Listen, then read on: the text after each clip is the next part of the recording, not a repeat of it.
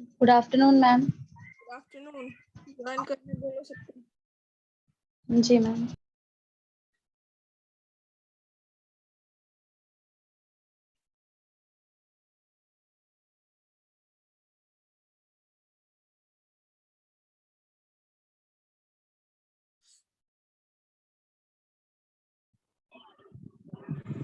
Good afternoon ma'am. Good afternoon.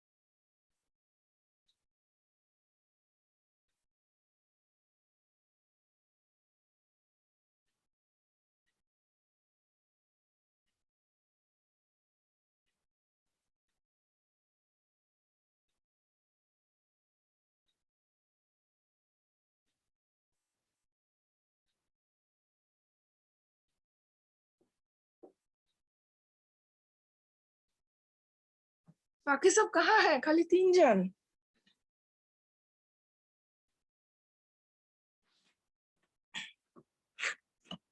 बाकी सबको join करना बोलो जल्दी जल्दी।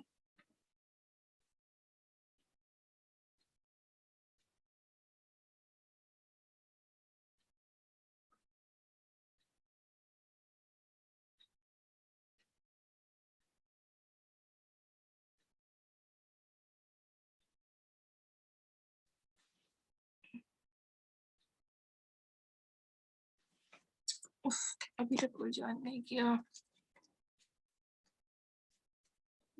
लिख देते हैं।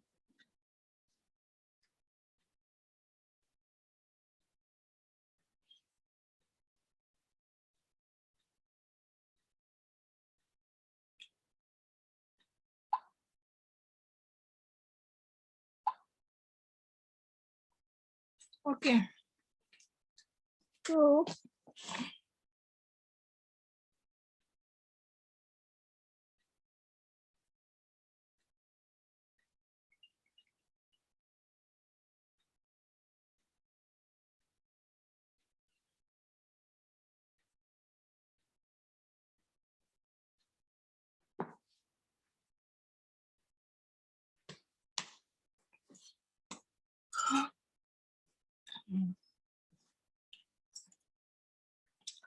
तो हम लोग का चल रहा था फ्रीक्वेंसी रिड्यूस।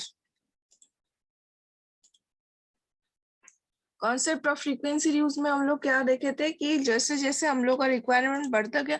स्क्रीन विजिबल है सभी को? स्क्रीन सभी को विजिबल है? Yes yes ma'am. Ma'am. Okay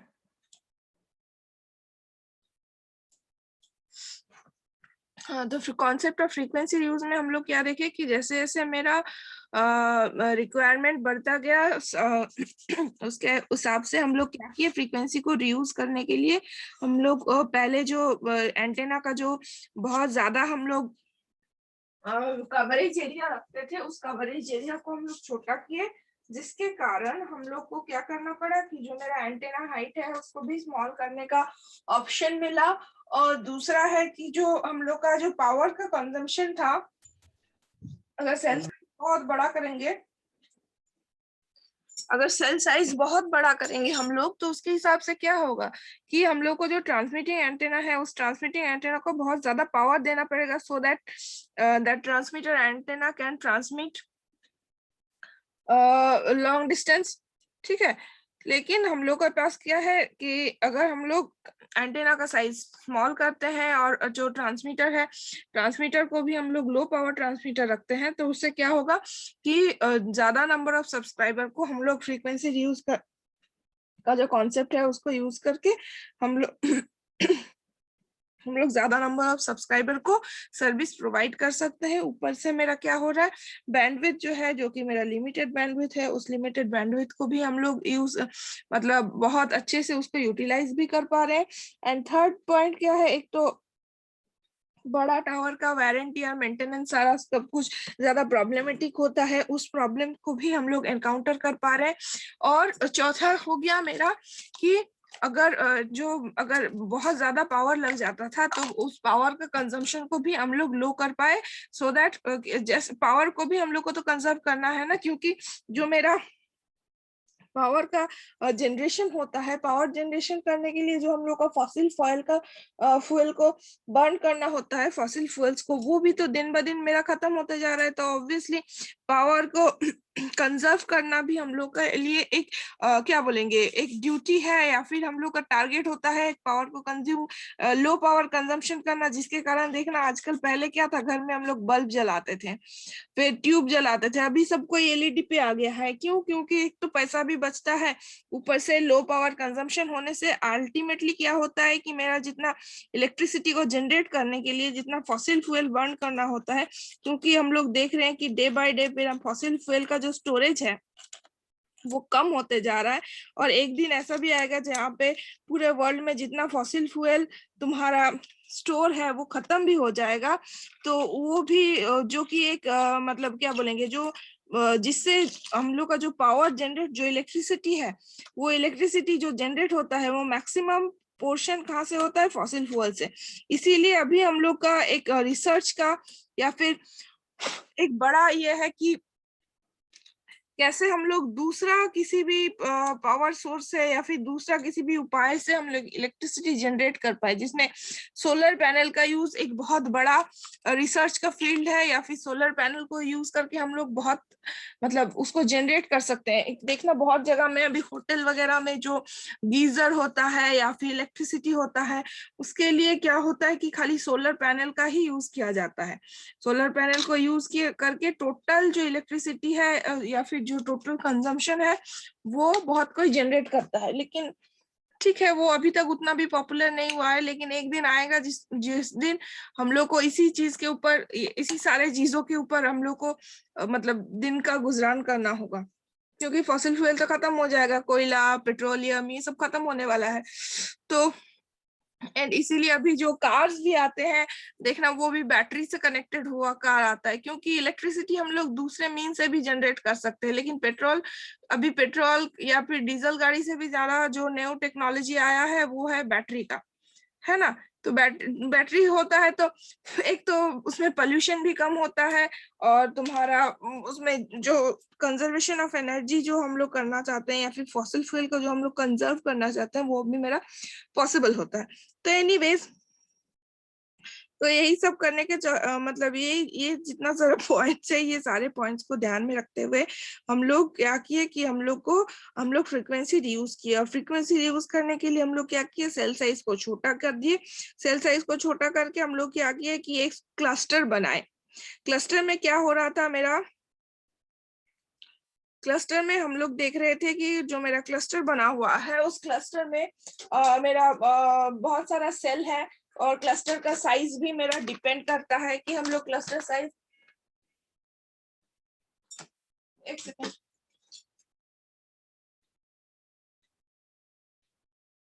अच्छा उसमें भी हम लोग देखते हैं कि मैडम क्लस्टर साइज हम लोग कितना रखते हैं। तो कल जैसे कि हम लोग डेरिवेशंस में देखे हैं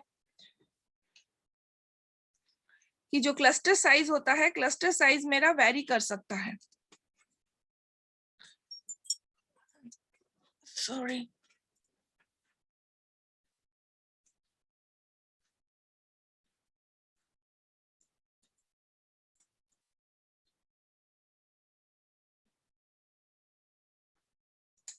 वेट, तो उससे हम लोग क्या देखेंगे, क्लस्टर साइज भी जो मेरा है, क्लस्टर साइज भी मेरा वेरी कर सकता है। और वो कितना हो सकता है, वो 4 हो सकता है, 7 हो सकता है, 12 हो सकता है। लेकिन हाँ, तो वो 4 हो सकता है, 7 हो सकता है, 12 भी हो सकता है। तो उसके हिसाब से यहाँ पे कहा गया,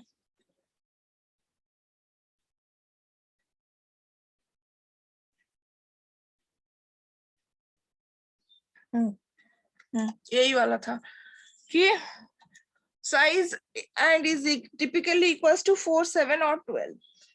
और हम लोग और क्या है, अब फ्रीक्वेंसी जो हम लोग रीयूज करेंगे, इसमें एक फॉर्मूला हम लोग को लगाना पड़ता है कि जो मेरा तुम्हारा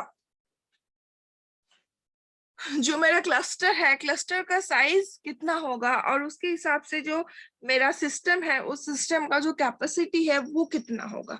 ये सबको हम लोग को ध्यान में रखना पड़ता है और उसके लिए कुछ कुछ फॉर्मूलाज है। तो देखो क्या बोला गया है, a large cluster size indicates that the ratio between the cell radius and the distance between co-channel cells is large। अब क्वेश्चन आया कि co-channel cells क्या है। तो देखो अभी हम स्क्रीन को थोड़ा शेयर करना चाहेंगे।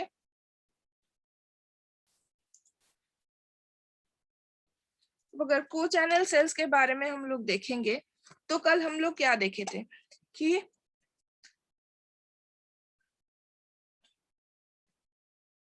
ये था हमारा एक सेल, ठीक है, जिस सेल को हम लोग क्या बोलते थे, suppose this is my cell A. ठीक है, स्क्रीन दिख रहा है ना सभी को क्लियरली, स्क्रीन क्लियरली दिख रहा है?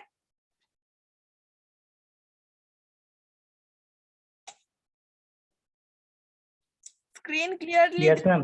हाँ, तो ये था मेरा सेल जिसके सेंटर में, जहां पे हम लोग इस ए को ड्रॉ किए हैं, सपोज यहाँ पे ए को नहीं ड्रॉ करते हैं, तो अगर ए को हम लोग यहाँ पे नहीं ड्रॉ करते हैं तो हम लोग यहाँ पे और क्या बोल सकते हैं कि if this is my cell और this is my cell site, तो उसके हिसाब से यहाँ पे क्या होना चाहिए, इसके एक तो बीचों बीच कहीं पे इस जगह में मेरा एक तो टावर होना चाहिए, और जिस टावर के ऊपर यहाँ पे सपोज एक तो मेरा एंटेना रहेगा और ये मेरा ट्रांसमिटिंग एंटेना है, और ये जो पूरा सेल का जो रीजन है, इस सेल का रीजन में मेरा क्या होगा, इस सेल के रीजन में जितना सारा सब्सक्राइबर है, ABCDEFGH, जितना नंबर ऑफ सब्सक्राइबर है जिसको हम लोग डॉटेड लाइन से डिनोट कर रहे हैं, डॉट से डिनोट कर रहे हैं, सारे सेल में उसका क्या है कि सारे सेल में उसका कवरेज एरिया रहेगा।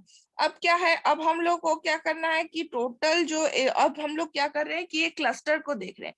तो अगर एक क्लस्टर है तो मेरा क्लस्टर कैसे होता है दिखने में, मान लो ये एक सेल है, अगर 7 सेल का क्लस्टर हम लोग लेते हैं तो मेरा 7 सेल का क्लस्टर कुछ इस तरीके से देखने में हो जाएगा।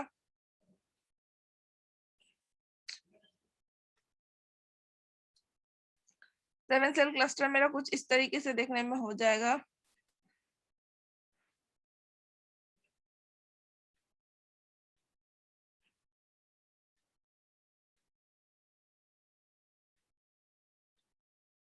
ठीक है, ड्राइंग अच्छा नहीं हुआ, एनीवेज। तो suppose this is a cluster, तो दिस इज ABCDEF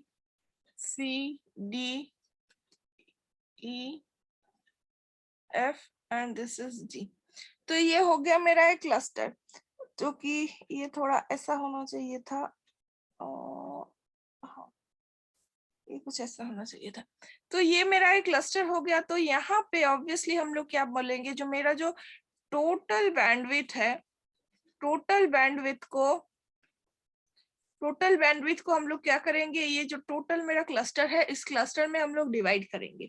तो क्लस्टर में अगर डिवाइड करेंगे तो मेरा क्या हो जाएगा कि ए में जितना है, अब इसका अगर नियर बाय यहाँ पे एक और एक क्लस्टर है तो उसका भी अरेंजमेंट, ये जो मेरा क्लस्टर है इस क्लस्टर के अरेंजमेंट के समान ही होगा।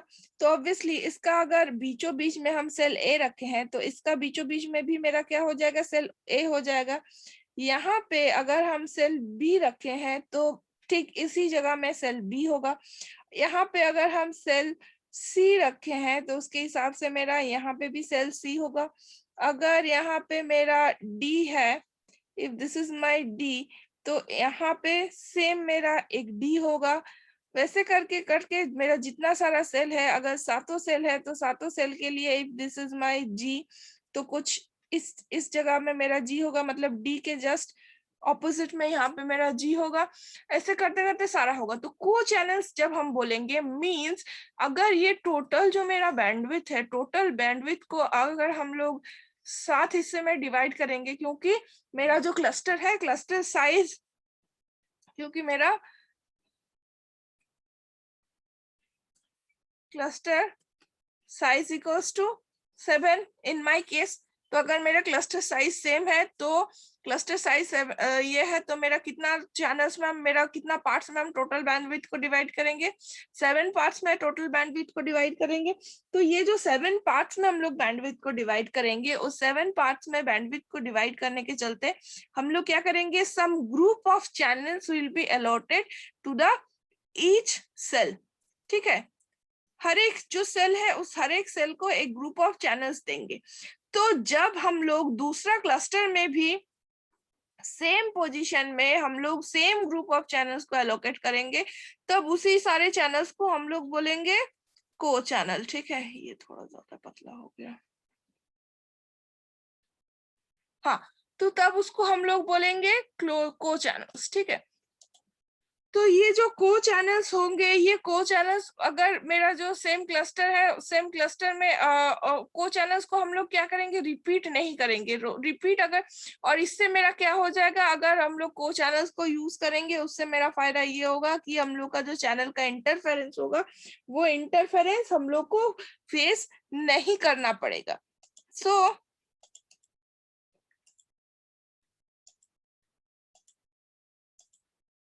now see,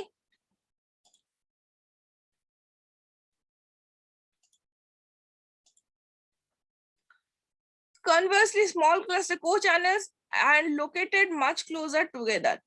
The value of n in a function of how much interference a mobile or the base station can tolerate while maintaining a sufficient quality of communication. तो ये जो को चैनल इंटर, और इसमें क्या होगा कि दोनों साइड बाय साइड नहीं होने के कारण इंटरफेरेंस उतना ज्यादा नहीं होगा। इंटरफेरेंस क्या रहेगा, एक टॉलरेबल लिमिट में रहेगा, सो दैट सारे सिस्टम को हम लोग प्रॉपर वे में मेंटेन कर पाए और उतना ज्यादा भी, और एक सफिशिएंट क्वालिटी का जो कम्युनिकेशन है वो कम्युनिकेशन एस्टैब्लिश हो सके।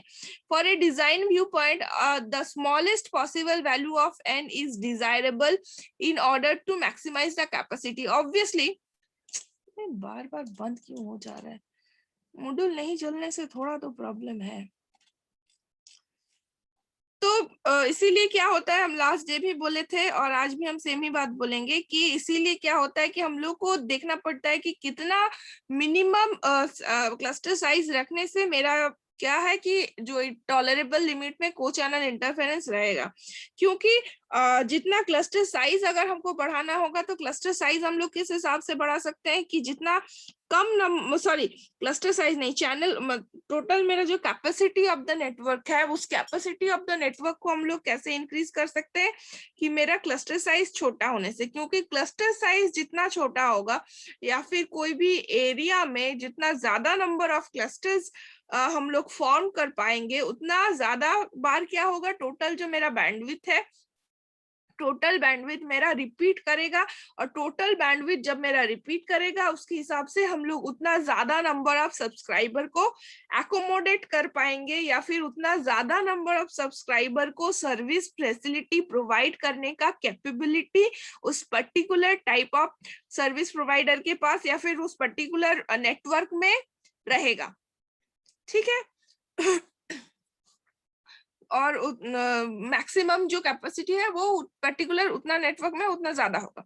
The frequency reuse factor of A cellular system is given by 1/n, जहाँ पे n मेरा क्या है, क्लस्टर साइज है, और उसका जो रीयूज फैक्टर कि हम लोग कितना बार उसको रीयूज कर रहे हैं, उस फैक्टर को हम लोग बोलेंगे डिनोट किया जाता है 1/n। Since each cell within a cluster is only assigned of the total available bandwidth channel the system, due to the fact the hexagonal geometry has been exactly 6 equidistant neighbors, and that the lines joining the center of any cell and each of its neighbors are separated by multiples of 60 degrees.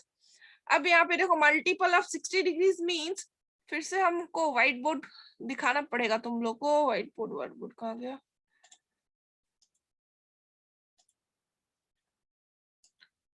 देखो क्या बोला गया है कि क्योंकि मेरा जो cluster है, अरे थोड़ा क्लस्टर ड्रॉ कर लेते हैं।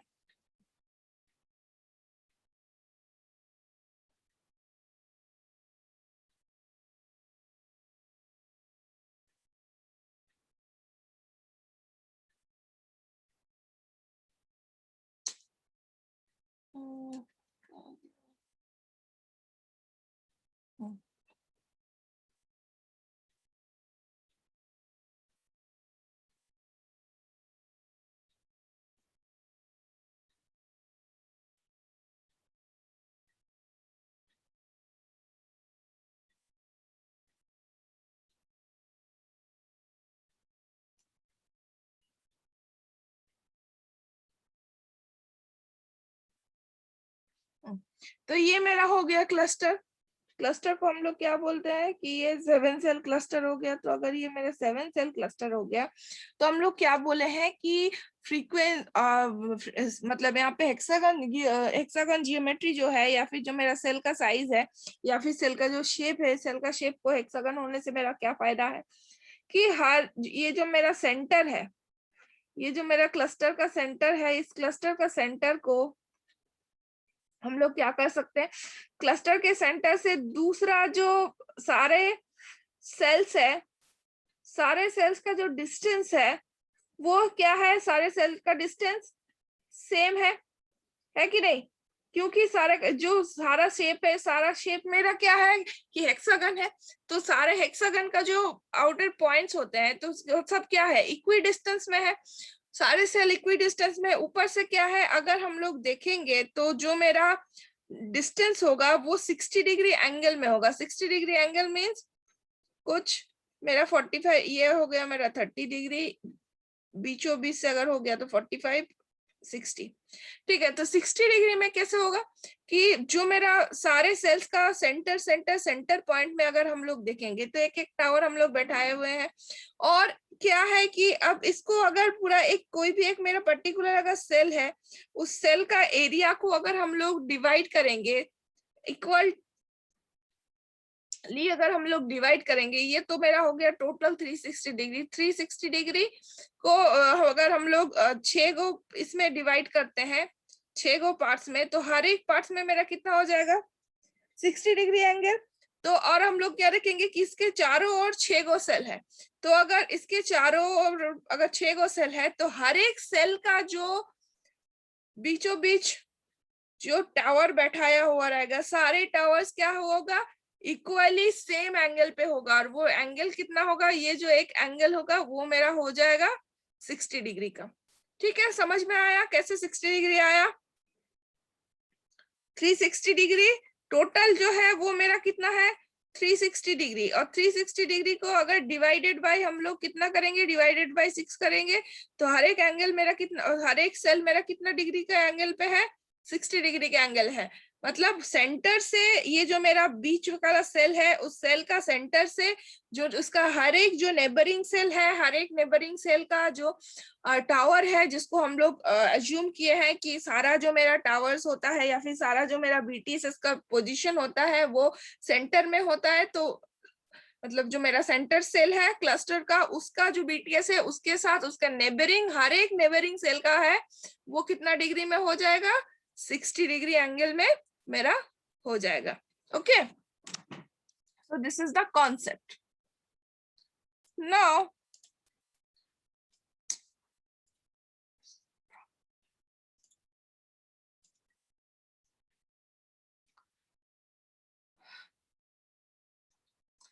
there are only certain cluster size and cell layout which are possible in order to said to connect without gaps between adjacent cell.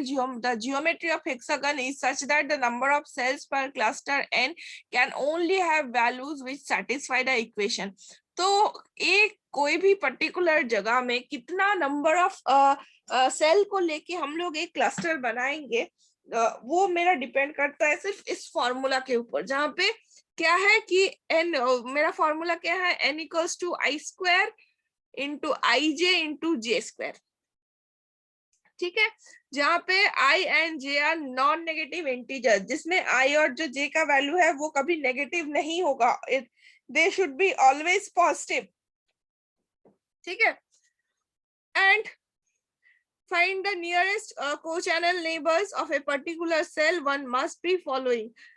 जहाँ पे i का वैल्यू क्या है, इफ देखो ये अच्छा फिगर तो कहाँ गया, यहाँ पे एक तो फिगर होना चाहिए। See this is the figure. यहाँ पे क्या बोला गया है कि देखो यहाँ पे जो फिगर तुम लोग को स्क्रीन में दिख रहा है, ये एक ऐसा फिगर है जहाँ पे क्या है कि मेरा नियर बाई क्लस्टर्स के बारे में देखा गया है, और सारे जो क्लस्टर्स है, कितना नंबर ऑफ क्लस्टर रहेगा मीन कोई उस सेल का या फिर सॉरी उस क्लस्टर, कोई भी एक क्लस्टर का जो बीच वाला सेल है, वो सारे सेल का डिस्टेंस को हम लोग को देखना पड़ेगा कि कितना डिस्टेंस तक वो कोई भी एरिया को कवर कर पा रहा है।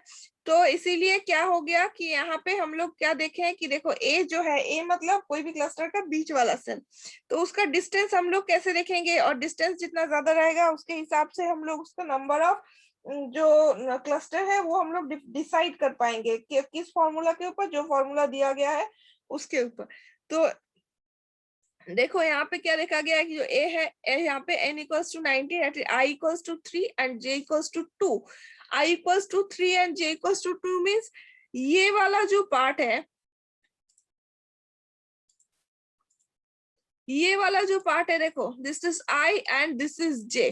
पहले उसको स्ट्रेट लाइन में जाना है, फिर से उसको 60 डिग्री एंगल, उसको 60 डिग्री एंगल में नेगेटिव साइड, उल्टा साइड में जाना है। तो अगर यहाँ पे देखो कितना है, i equals to 1 2 3 and j equals to 1 and 2, तब मेरा क्या हो जा रहा है 1 और 2 या होने से फिर जो मेरा सेल आ रहा है that is the centre of another centre cell of the another cluster.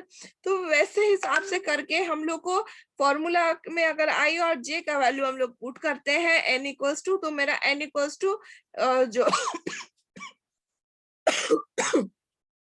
n equals to मेरा कितना आ रहा है, n इक्वल्स टू 19।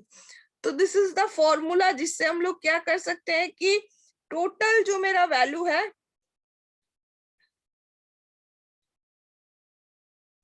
मतलब जो मेरा टोटल नंबर ऑफ क्लस्टर का जो इसका जो वैल्यू है उसको हम लोग डिसाइड कर पाते हैं कि कोई भी जगह में हम लोग कितना नंबर ऑफ क्लस्टर डिजाइन कर सकते हैं। अब number of customers in a system, अब एक कोई भी सिस्टम में या फिर कोई भी नेटवर्क में मैक्सिमम कितना नंबर ऑफ कस्टमर को हम लोग एकोमोडेट कर पाते हैं, मींस उसका जो कैपेसिटी है वो कितना नंबर ऑफ कस्टमर को वो सर्विस दे पाएगी एकदम फ्रीक्वेंटली, सो दैट कोई अगर सारे फुल लोड में अगर रहेगा वो नेटवर्क या फिर जितने सारे सब्सक्राइबर है सबको ही अगर एक साथ कॉल करता है या फिर सबको ही अगर एक साथ सब्सक्राइबर मतलब सर्विस को अवेल करना चाहता है, तो सर्विस को अवेल कर, तो सर्विस प्रोवाइडर सभी को एक साथ सर्विस प्रोवाइड कर सकता है। So when we design a system, the traffic conditions in the area during a busy hour are some of the parameters that will help determine both the size of different cells and the number of channels in them. ठीक है, तो क्या है कि obviously हम लोग जो मेरा रश आवर है या फिर फुल बिजी आवर है, जिस टाइम में बिजी आवर मतलब जिस टाइम में सबको ही कॉल करे, ठीक है, जिस टाइम में मैक्सिमम कॉल होता है, ऑब्वियसली रात के 12 बजे बिजी आवर नहीं रहता, ऑब्वियसली वहां पे तब इंसान सो रहा होगा, सुबह को 5 बजे वो भी बिजी आवर नहीं है, तो बिजी आवर कौन सा है, जैसे मान लो ऑफिस आवर्स, हो सकता है वो रात के 8 बजे भी हो सकता है, मतलब बड़ा बड़ा सिटीज में जहाँ पे कॉल चलता है, जहाँ पे सब ऑफिस में रहते हैं, दोपहर के 12 बजे 1 बजे नहीं होने का चांसेस, क्योंकि वहां पे लंच आवर होता है। Obviously lunch hour busy hour नहीं होगा, सब कोई लंच करने जाता है, लेकिन 12 बजे 10 बजे ये सारा जो ऑफिस आवर्स रहता है, जहाँ maximum number of people call कर सकता है या फिर करने का एक प्रोबेबिलिटी होता है, उस सारे को। अच्छा, हम अटेंडेंस लिए कि नहीं? एक सेकंड रुको, तो हम अटेंडेंस लेते हैं, टाइम खत्म हो जाएगा नहीं तो।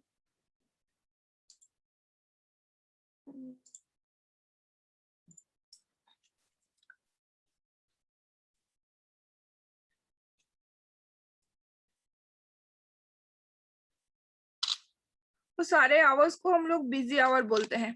Okay,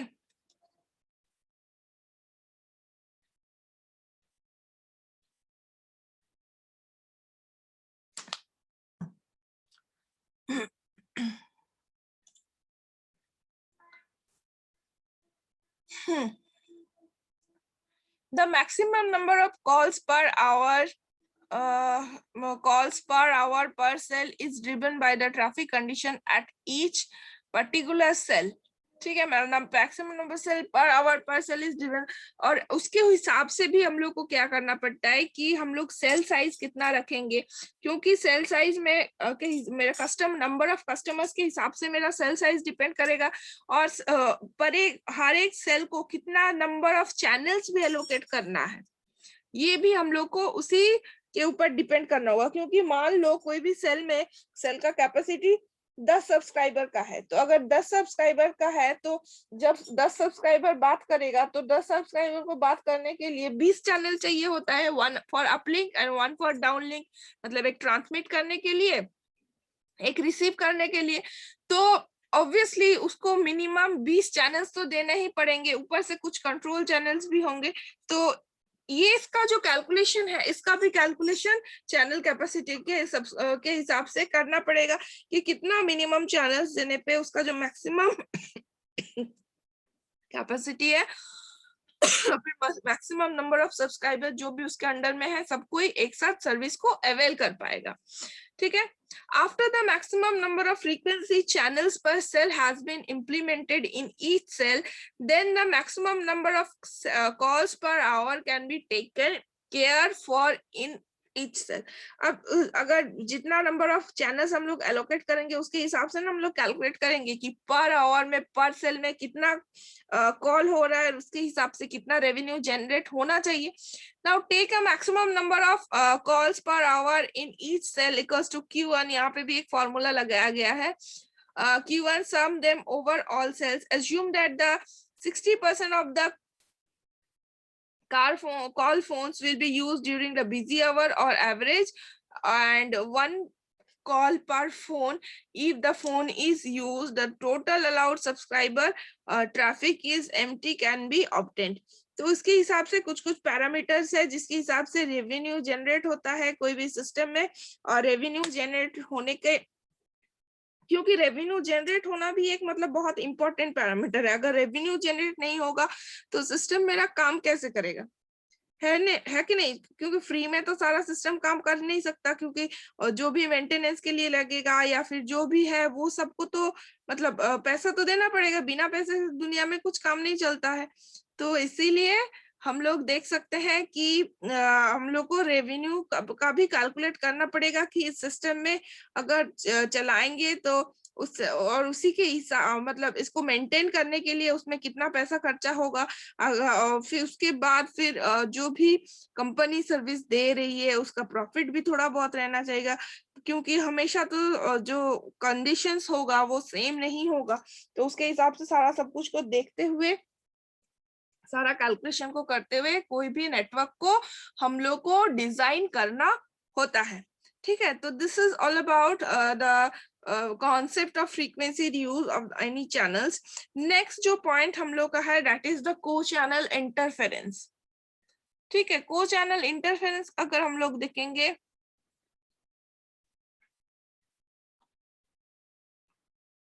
co-channel interference. Let's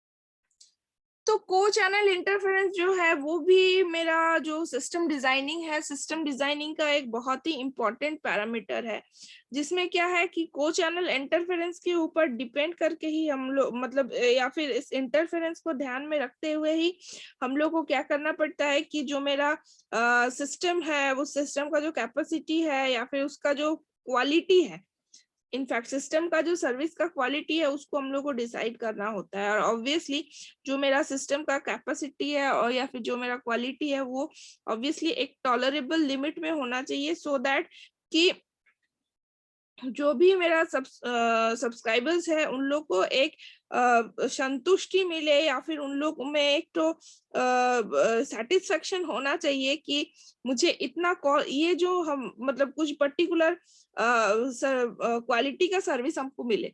obviously जब हम लोग वीडियो कॉल करते हैं तो अगर मेरा कॉल कट जाता है, अगर उस मेरा पिक्चर क्वालिटी ठीक नहीं आता है, या फिर जब हम लोग कॉल करते हैं किसी को उसमें अगर आवाज कट कट के आता है, तो ऑब्वियसली जो मेरा सब्सक्राइबर है या फिर हम लोग भी हैं उस पे हम लोग असंतुष्ट होते हैं, या फिर हम लोग वो हम लोग के लिए डिजायरेबल नहीं होता है, सेटिस्फैक्टरी का ये नहीं होता है। तो इसीलिए क्योंकि जो यूजर्स है, क्योंकि वो जो यूजर्स है उन लोग तो पे कर रहे हैं उस सर्विस के लिए, तो ऑब्वियसली उन लोग का भी कुछ कुछ रिक्वायरमेंट होगा। ऊपर से क्या है, फेथफुल कम्युनिकेशन जो है वो भी होना जरूरी है। अदरवाइज जो सिस्टम का या फिर जो मेरा नेटवर्क है उसका जो बेसिक क्या बोलेंगे, बेसिक जो मेरा फंडा है या फिर जो मेरा बेसिक जो मेरा डिमांड है वो डिमांड मेरा पूरा नहीं होगा, क्योंकि जो बात कोई बोल रहा है या फिर ट्रांसमीटर एंड से जो मैसेज हम लोग ट्रांसमिट कर रहे हैं, रिसीवर एंड में अगर वो मैसेज एकदम सेम वे में या फिर जो जितना होना चाहिए वो पर्टिकुलर वे में अगर रिसीव नहीं होता है, तो ऑब्वियसली फेथफुल कम्युनिकेशन का जो टारगेट है या फिर कम्युनिकेशन का जो टारगेट है वो फुलफिल नहीं होगा।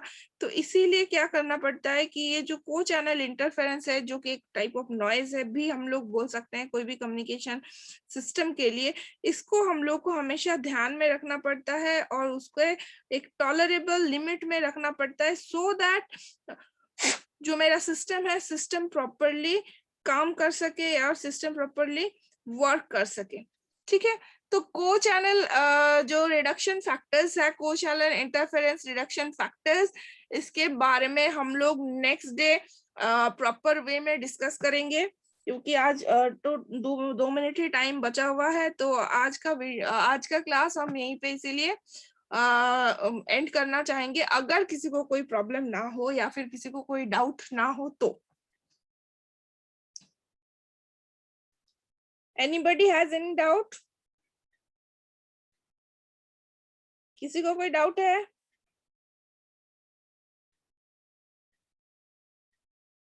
अच्छा, और एक बात हमको बोलना था कि तुम लोग को लैब कॉपी लिखने में कोई भी कंफ्यूजन है क्या?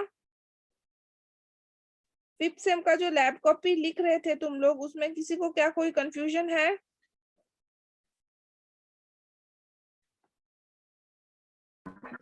मैम डायग्राम सारा बनाना है, उतना बड़ा बड़ा सर्किट का डायग्राम। हाँ, एक पेज का तो डायग्राम तो बनाना पड़ेगा, क्योंकि उसमें कनेक्शन हो रहा है, वो डायग्राम थोड़ा बनाना पड़ेगा।